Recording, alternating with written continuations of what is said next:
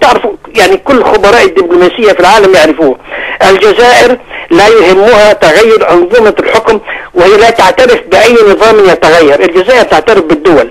الضربات العسكرية للدفاعات الجوية للغذافي حماية المدنيين الليبيين هذا من زاوية، ونحن لسنا خجولين بأن الناتو يقصف وأن الناتو يحمينا. هذا موقف إنساني أيضا كما يقول السيد محي الدين بأنه اتخذ موقفا تجاه سيدة تلد، وأيضا هناك الآلاف من الليبيات كانوا ولدا في تلك اللحظة التي كان القذافي يقتل فيها شعبنا.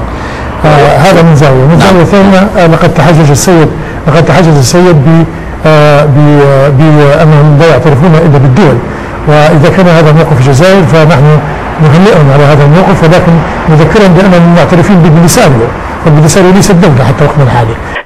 تعرفوا يعني كل خبراء الدبلوماسية في العالم يعرفوه. الجزائر لا يهمها تغير أنظمة الحكم، وهي لا تعترف بأي نظام يتغير. الجزائر تعترف بالدول.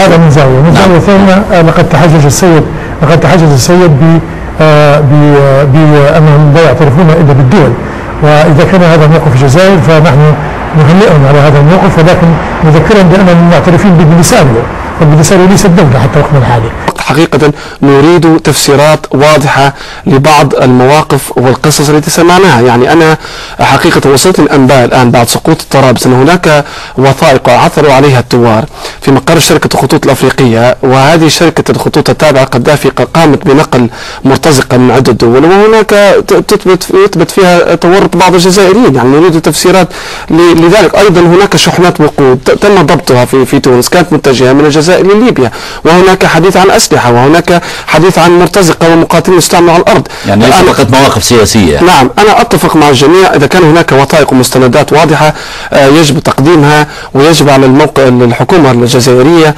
أن تقدم تبريرات وتوضيحات وتفسيرات لهذا الموقف.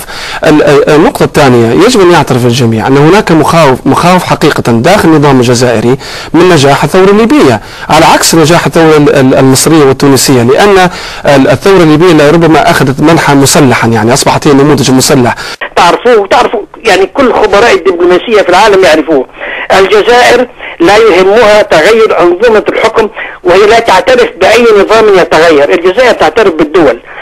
هذا من زاوية. من زاوية ثانية لقد تحجج السيد بأنهم لا يعترفون إلا بالدول، وإذا كان هذا موقف الجزائر فنحن نهنئهم على هذا الموقف، ولكن نذكرهم بأننا معترفين ببوليساريو، فالبوليساريو ليست دولة حتى وقتنا الحالي. رئيسي هو أن النظام يشعر بالخطر من هذه الثورات العربية، لأن تونس مثلا لم تكن هناك فرنسا ولم تكن هناك أمريكا، بالعكس تونس كانت فرنسا تقف مع بن علي، ومع ذلك وقف النظام الجزائري مع بن علي. وفي اللحظات التي كان بن علي تطير به الطائرة في السماء لا يعرف أين يذهب، كان التلفزيون الجزائري وصحافته التابعة للمخابرات تقول أحمال شغب في تونس، وأن الدولة التونسية ستقضي عليها، مثل ما كان يقول أزلام النظام التونسي. أين كان؟ لم تكن هناك فرنسا كانت تريد أن ترسل جندارم وقنابل إلى تونس.